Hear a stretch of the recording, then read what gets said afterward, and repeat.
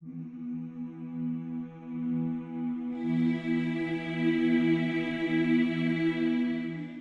will agree with me that some of the issues we had been dealing with, they cut across, and there are numerous similarities in presentations. There are certain things which most speakers have been sharing together. There is with very minimal contradictions. But that shows how much we value some of these issues we have been trying to deal with. And also the intensity of our research into some of these issues. What is clear is that we look at the elephant from different fronts. We are blind people asked to define or to describe the elephant. Some touched the trunk, came up with a comprehensive report that it is like a tree. Some touched only the belly, came back with a report that truly an elephant is just like a wall. Some touch the tail and say it's just a thin tail. But all these things put together, we have an elephant. That's what we are trying to do here. So we are defining an elephant. Thank you, Professor Esther, for bringing this into the right perspective, how our culture sometimes can ruin our own ethical sense of judgment with regard to what should be the right practice as we deal with the weaker members of our community. Balancing a gendered worldview, politics and religion in focus. You will agree with me that politics and religion, they are somehow inseparable when it comes to human life. We are both religious and political beings. There comes a time when one aspect of our life is more dominated by politics, and at a certain time, one aspect of our life is more dominated by religion. Both politics and religion are two social institutions which define our own destiny as a people. Religion and politics,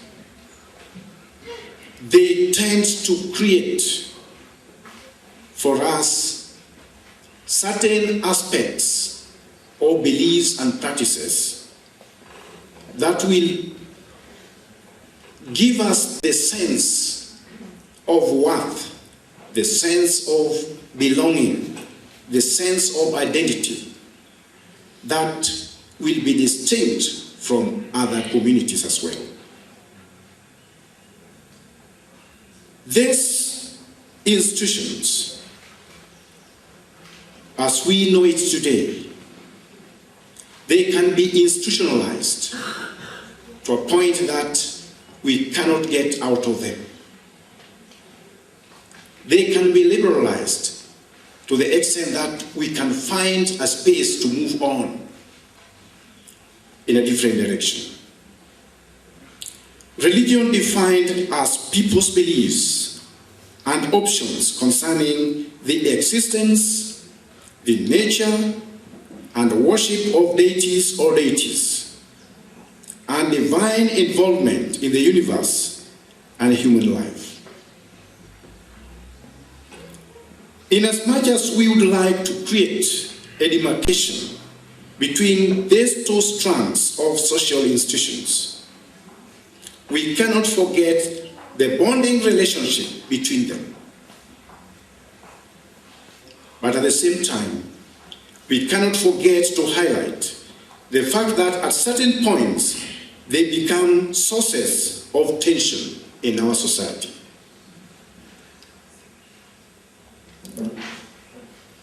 There are some people who see religion as a sacred phenomenon, whose mystic function can only be explained or experienced by the true adherence to them. To such people, religion provides housing for all our concepts of life. And on the contrary, to some people, politics is seen as a monster whose very purpose is to alienate people from true worship of God. It is therefore believed that a true religionist should have very little to do with politics. And this is the reason why, if you are a churchman, you are asked to desist from politics. The very moment a true Christian wants to venture into politics, he is seen as a rebel. He is seen as someone who is already leaving the faith. So politics has been demonized and isolated from the realm of hope and eternity. It is thus associated with the deception, manipulation of power, corruption, and every other form of secular means of legitimizing coercion exercised by the state over their citizens. Religion, on the other hand, stands for what is seen to be godly, sacred, spiritual. And politics, on the other hand, stands for what is seen to be worldly, profane, and temporal. Now, as we look at the topic of women's place in religion and politics, we must have this at the background. The people's perception of what politics and religion entails. Religion and politics are fundamental social institutions which, as I had said before, define our social and cultural identity. And there is no society in the world where the two institutions are either non-existent or simply taken for granted. We have had several countries where religion and politics are so much intertwined that they almost become one and the same thing.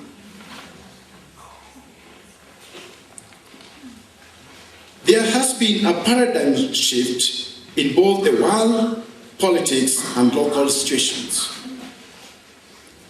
The global awareness of what modern civilization entails and rapid response to crisis in our leaderships has prompted many cultures, religions, and to a greater extent, radical groups to address new dynamisms inherent in leadership.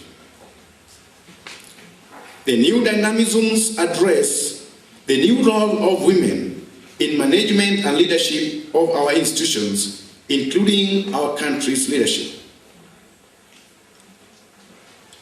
The new global awareness and interconnectivity has provided us with a new momentum to seek our place in society and to find ourselves a way of ascending to power and leadership. Because of these new dynamisms and new openness in our understanding of what the role of women ought to be, many groups have been formed, either for women or by women themselves, as means of empowering them. The primary objectives of these groups may be manifold, inasmuch as they vary from country to country. But a very clear indication is that they focus on means and ways of equipping women with skills, knowledge, and resources for both their personal advancement and for ascendancy to power. The weight of this matter is evidenced by the enormous funding women groups get from donors. I'm yet to hear of a situation where men's groups are formed and they are also funded. Apart from youth groups, women groups have been heavily funded by donors, and men have realized this, and they have also sponsored some of these women groups as a way of getting funding. They become their patrons. Legally, they are not part of the management team, but they are their patrons with power.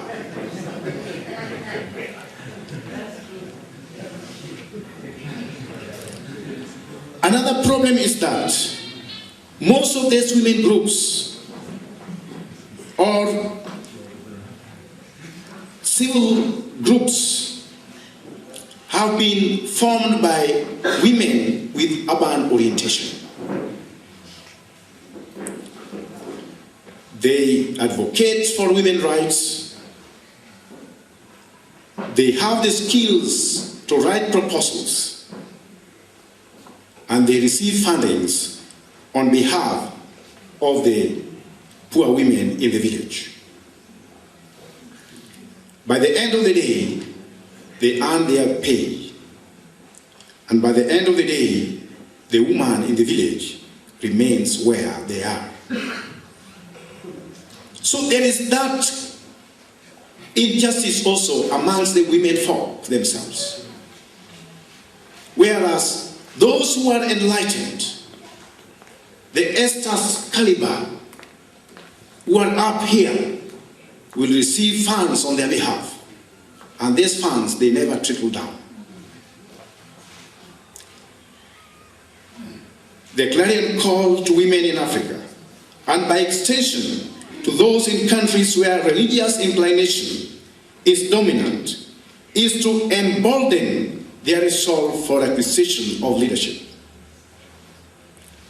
In 1996, during the Beijing Women Conference, I was privileged to be one of the key facilitators for the pre-Beijing conference here in Kenya. There was a lot of politics amongst women themselves, even before they went to Beijing. They started fighting amongst themselves. They wanted to elect their representatives. And I was there, so I was asked to leave because they were almost washing their dirty linen in front of me. And they did it without any shame.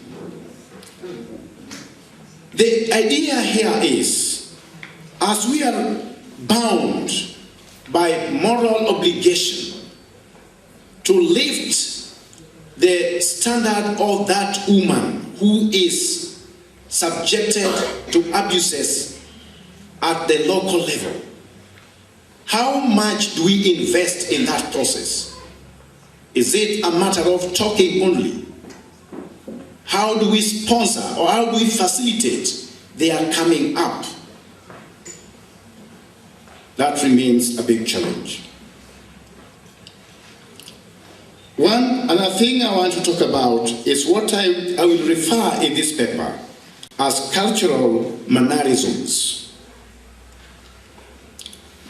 Today, we want to agree that culture, we are talking of mass of cultures, blend of different practices, borrowed and unborrowed, coming together to shape our future. Culture has been used as a tool to deny women's participation in leadership. The argument has never met the threshold of any intellectual argument, as well as new political and religious realities. It has failed to meet intellectual threshold to the extent that such prepositions do not provide space for argument or reasoning. Like what Esther was saying about women being inherited. A woman has no right to, in our African culture, to decide for herself. Instead, the brothers-in-law will come and decide. One of our colleagues, a priest, passed on in his diocese of Maseno West. The widow, who happens, thank God that she's a teacher, had to leave immediately after burial. Because even the father-in-law became a problem even before the burial of the son. This widow had to be inherited. And our people, they don't ask. Even the health condition of the widow, why they don't even want to ask. They use their natural eyes and say, I think she's clean. See. So, we still have a lot of groundwork to do. Cultural rightism, as I would refer to this case in my paper, tends to defend an old tradition that believed in men's supremacy, the preservation of privileges that men had been enjoying over the years. Men believe that they have legitimate rights over certain things. These rights had been given to them, had been handed to them by our forefathers, and you cannot rule them out by modern thinking. The use of tradition to justify certain claims is detrimental to justice and democracy in our society. Tradition is defined as a long-established action or pattern or behavior in a community or group of people, often one that has been handed down from generation to generation. But if at all what has been handed down is poisonous to our own destiny, do we continue with it? Do we hand it over also to the next generation? No, we deal with it. The conventional wisdom would require that if what has been handed down is no longer relevant to the present generation, we either modify it or discard it completely. Religion and politics must suffer at the altar of expediency because they are the two major social institutions which have provided safety valve for such archaic tradition which discriminate people. Cultural rightists also contend that women are physically and biologically weak, and for this reason, they must be perpetual servants to men. I agree that leadership requires both physical and biological wellness. If you have a leader that is physically weak, cannot even talk, cannot even walk, cannot even complain, is weak health-wise, then we need a lot of prayers. But these requirements must apply to both genders. Again, the wellness here must be understood from their prevailing context, not generally, but from their prevailing context. We cannot lead by the power of our fist, because when we talk of physical wellness, we always focus only on the physical, the physique of a person. Solomon in the Bible had the opportunity to ask God for anything he wanted. But poor him, he only settled on wisdom.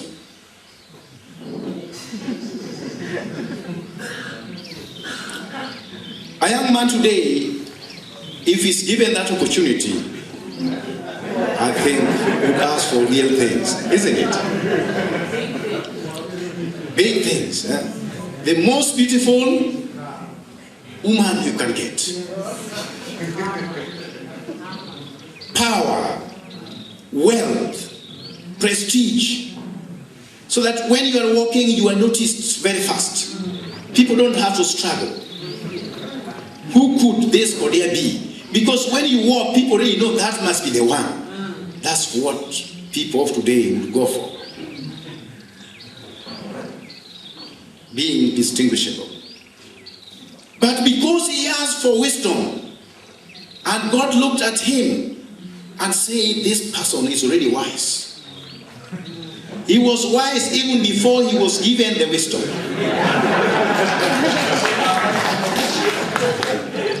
And because of that, he was rewarded handsomely.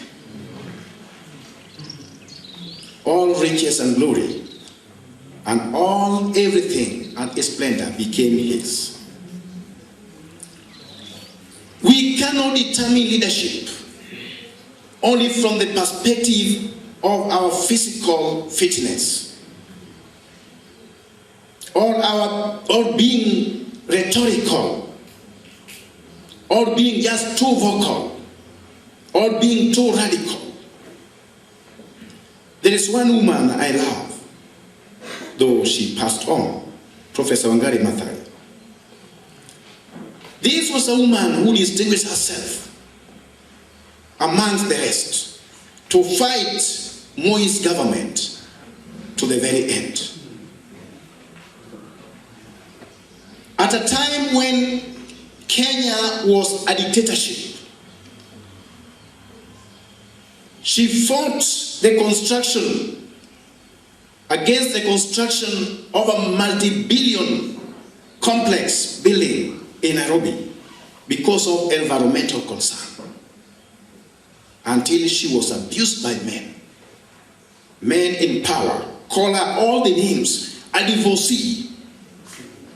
They gave her all the adjectives, all the negative adjectives you can imagine. An ugly woman. But this is what she said. Please engage me from upstairs. We can fight with you from upstairs. Why should you be concerned with my under the neck?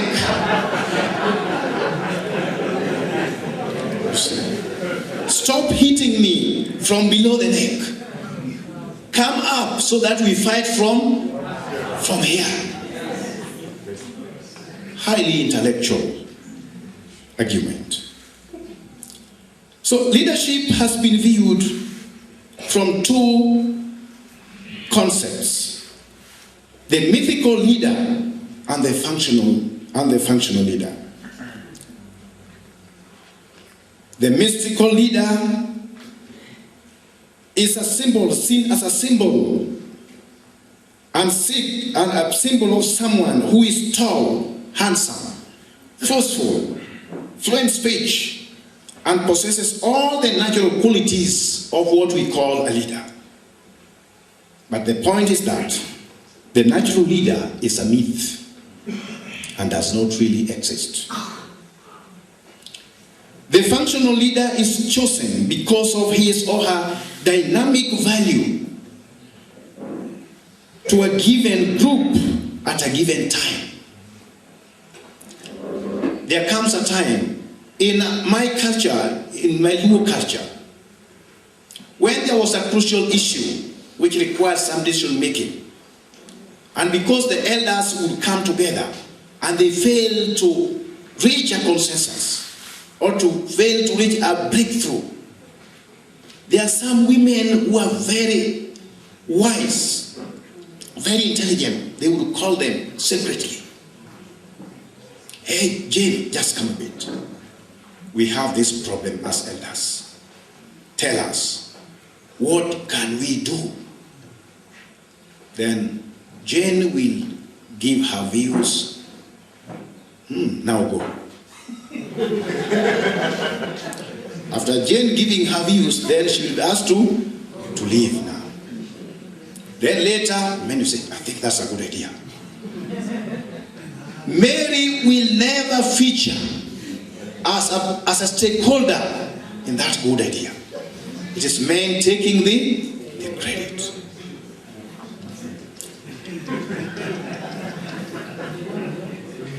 Even today, we men, sometimes if our wives are doing better, we are ready to overshadow them and take the credit on their behalf.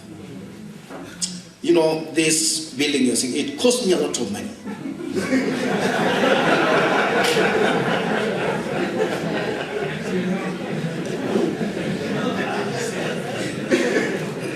There was a time.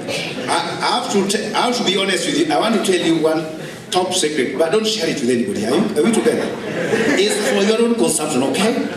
Yeah, we have a testament. I had a very old vehicle, and that vehicle was very powerful. One of the most powerful vehicles I've ever come across, in fact, in the recent times. And even, I think these bishops had been, had given them a lift in that vehicle.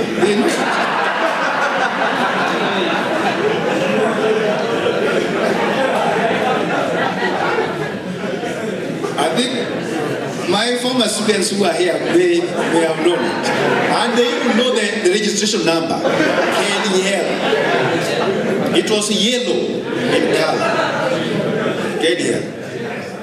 It was manufactured in 1971. Now you can imagine, decent one. And I love that vehicle. My wife kept on telling me, please, I think time has come for us now to discard this. Say, no, not this one. No, I cannot. Because this one is part of my identity. So sometimes I will be invited to a very important meeting and I go in that vehicle. People don't realize that the guest of honor has arrived.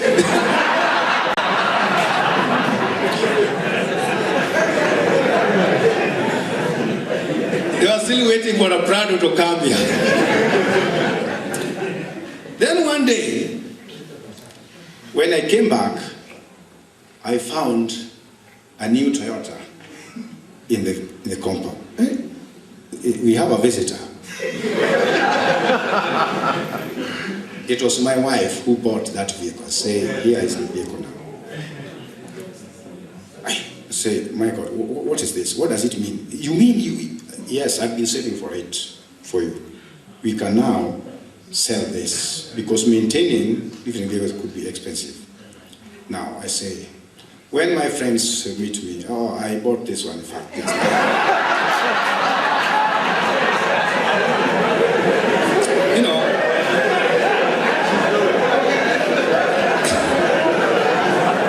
That's how life is, isn't it?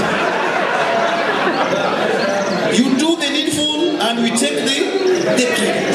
That's how it is. But we agree that you will never contradict me.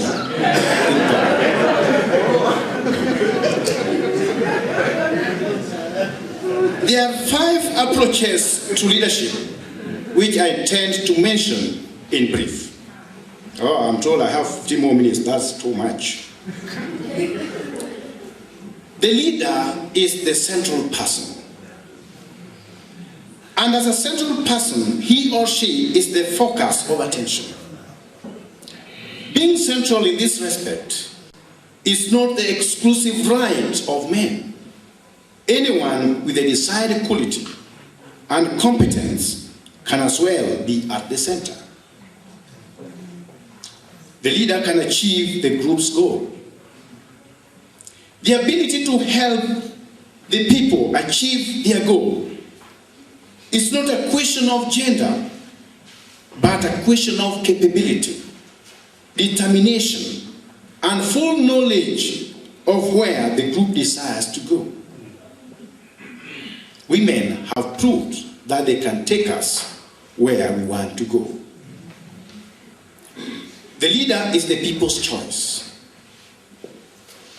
There are several instances where women have engaged men in competitive politics, and they have really floored them down.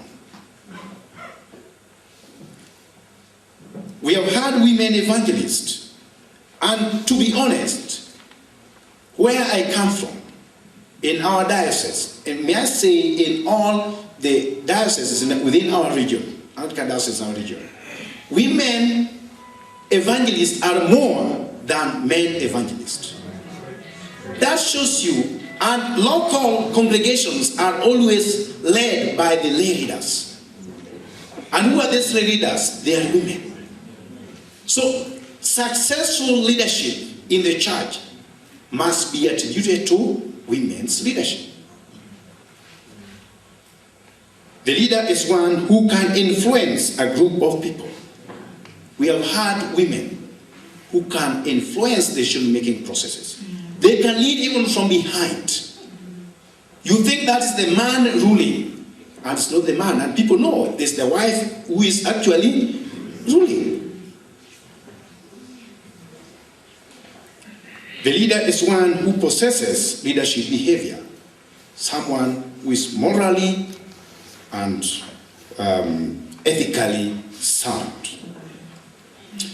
Now, because of time, I want just to mention some key people in our world history who have exemplified their leadership qualities and whose lives have actually influenced the world politics. Because some have been mentioned, and I don't want to repeat. Some are women mentioned in the Bible, and they have been repeated, and I don't want to go back there. I want just to mention some few women who have not been mentioned, as we had been sharing. One is Hannah Ashrawi. How many of you know Hannah Ashrawi? Very few people. Oh, you are not politically conscious, globally, so to speak. Hannah Ashrawi is one of the key women in the Middle East who had distinguished themselves to fight for the liberation of Palestine. And she has held several key positions in the world leadership. She is a Christian, so to speak, for those who do not know. Hannah Ashrawi is a Muslim. Is a Christian. But a Christian amongst Muslims who distinguished herself first to maintain her Christian identity in the midst of religious tension. And at the same time, she came out to protect her personal identity as a woman. And thirdly, she came out to protect her personal identity as a human being. And she fought. Hannah Ashrawi has held several positions in the world. She's the first woman elected to the Palestinian National Council. She also serves as the advisory board of several international and local organizations, including the World Bank, the Middle East, and North America. United Nations Research Institute and Social Development. This is a woman who has fought and is still fighting for the rights of the Palestinians. She's not putting a headscarf like other Arabs. She said that she's liberated. And she has been appreciated both by Christians and Muslims alike, despite her defiant ways of dressing.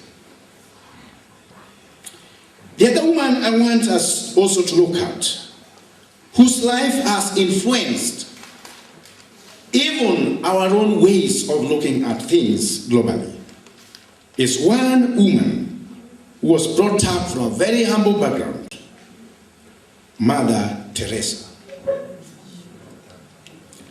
This was a woman that I will always quote and quote and quote and quote several times without feeling ashamed.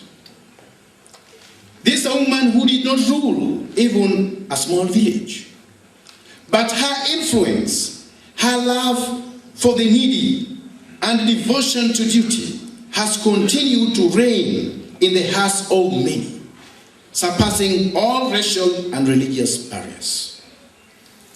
And Pope John Paul II once said of her, "Where did this Mother Teresa find the strength and perseverance to place herself completely at the service of others? She found it in prayer and in the silent contemplation of Jesus Christ, his holy face, and his sacred heart." Many leaders are suffering from crisis of legacy. But Mother Teresa has left behind memorable quotes which by and large spells out clearly her philosophy of life, religious convictions, and sense of passion. I just want to mention a few of her quotes. One is, I have found what? I have found each one of them is Jesus in disguise. When she went to the villages of Calcutta and found the needy coming together, they needed themselves. Are we together? They needed themselves, grouping themselves to support each other. Mother Teresa looked at them and then said, I found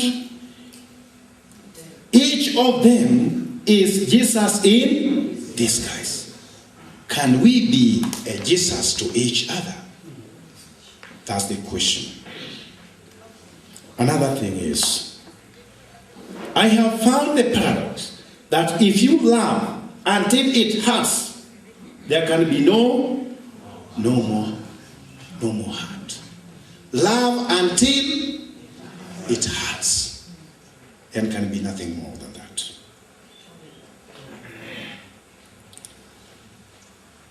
And again, she also said, I try to give to the poor people for love what the rich could get for money. No, I wouldn't touch a leper for 1,000 pounds. Yet, I willingly cure him for the love of God. Joy is a net of love by which you can catch souls. Let us always meet each other with a smile, for the smile is the beginning of love. Are we together? How often do we smile, exchange smile with each other? Very, very often, eh? Some people don't have smile. They cannot even smile. Like even the couple, we were talking about marriage, the issue of marriage. You wake up in the morning, you don't want even to look at each other. One going the other way, one the other way. Because the bed is in the middle of the bedroom, bedroom, one has, His way on the other side, another one, her way on the other side. There is no greeting at all. You wake up and you get out. You will meet at the table for breakfast. A smile is important. Loneliness and the feeling of being unwanted is the most terrible poverty. That's according to her definition. Loneliness and the feeling of being unwanted is the most terrible poverty. What she was saying is that you can be rich. You can have everything you need. Imagine there is chicken there, there is pork, there is everything. I don't know how many courses of meal we talk about. 13 courses of meal. But you're alone. Can you enjoy it? Even those who are drinking, they can only enjoy drinking if there is another person. Because drinking, you must be talking as well. Even eating, you must say, how do you like this? But if you are just alone, you cannot enjoy. If you are living in a mansion, alone, can you enjoy it? The same story I told you of this poor girl, a primary school dropout, who was taken to a professor's house, mansion, with things glaring, beauty, but was suffering from loneliness. You cannot play even with, there's nobody even to exchange with, because if the compound is fortified and the gate is written Mbwakali. How do you translate that in English? Mbwakali. Fierce dog. It's written fierce dog. You'd rather go back to the village where you...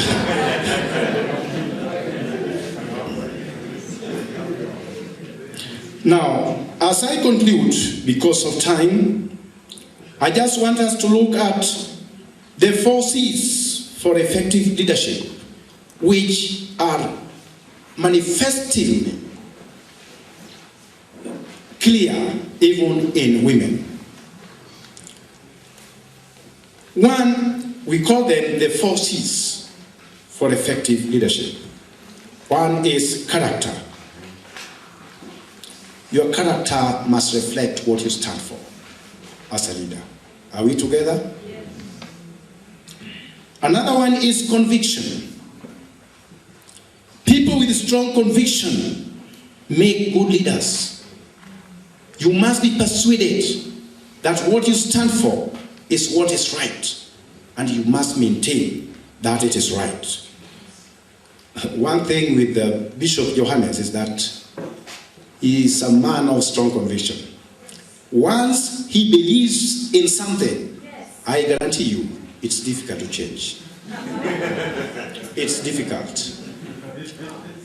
During the referendum, for those who are Kenyans, please allow me just to say it. Permission granted. Our region, you know, sometimes we move with the current. I'm sorry, but that's how things are. But I personally, I don't move with currents. But I believe that we have the right to vote for a new constitution, despite the fact that there were certain gray areas which needed some modification. But because that was the only document available, and we had to either make it work or leave it entirely, I felt I should join the rest of Kenyans to append our signature to the new constitution. But he stood alone. All his fellow bishops were united that we must vote for this constitution. As for him, we persuaded him, Bishop, do you now agree and join your colleagues? No.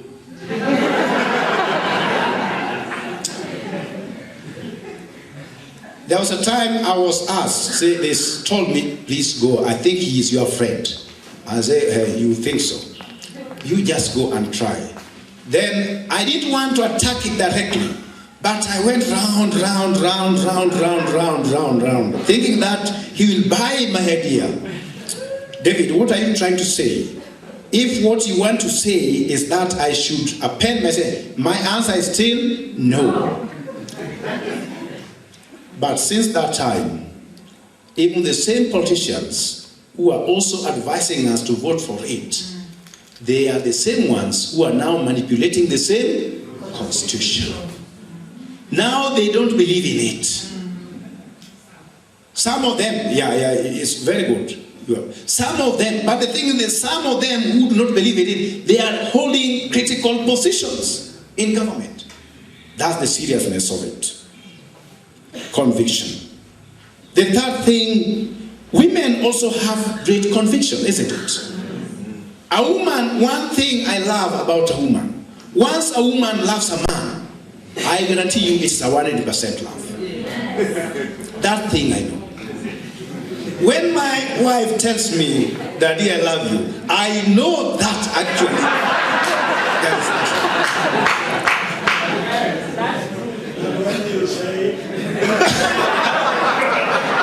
Bishop, now that one is politics. And this is not time for politics. But I also love her. Yeah. The other thing, the third thing is competencies. As we talk about affirmative action, how we can allow also women to get the right place in leadership. It's not a question of filling positions with women. Yes. We must also look at certain, competence. Is the woman we are voting in, is she competent? Or the only qualification is being a woman? We need competent people. And then for us also to get competent people, they must be empowered. They must be facilitated in order to be competent. Some men, they don't want even to work with their wives because they think that their wives do not measure up to the level of where they are. Please bring them up. If you want a beautiful lady, there is no woman who is not beautiful. You can beautify. Now, technology is also there. If you can make the way you want, isn't it? Otherwise, by the time you are going for her, what were you seeing in her? There must have been something that attracted you, isn't it? Yes, restore that thing. If it was lost, then try to restore it. Bwana asifiwe. Tena asifiwe tena.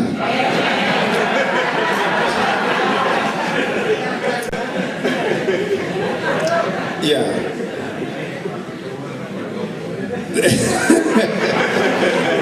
Bishop is saying that today I'm saved.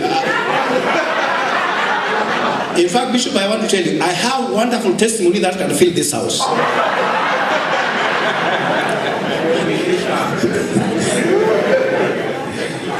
The last thing is confluence. This enables the leader and the people to work joyfully together in realizing God's purpose. Now, one thing maybe you do not know, this is not part of it, but maybe it's part of it, is that someone thought that there is a need to prepare the young people for the leadership in Africa. Someone realized that Africa has been torn apart by ethnicity, rivalry, ineptitude, and a certain academy was established called African Leadership Academy, ALA. I don't know how many of you are aware of it. Oh my God, very few. The African Leadership Academy, ALA, is a residential secondary institution located in the outskirts of Johannesburg, South Africa. It brings together students from the 54 African countries, both girls and boys, aged between 15 and 18 years. And they are prepared together for the leadership of the African continent. So, as I conclude, I say that as we mount pressure to preserve our Christian values, and at the same time appreciate the need for balancing our gender politics and religion, our reflection of the Holy Bible must be seen in the light of theological and moral jurisprudence. The scripture qualifies every action whose intent is to promote peaceful coexistence.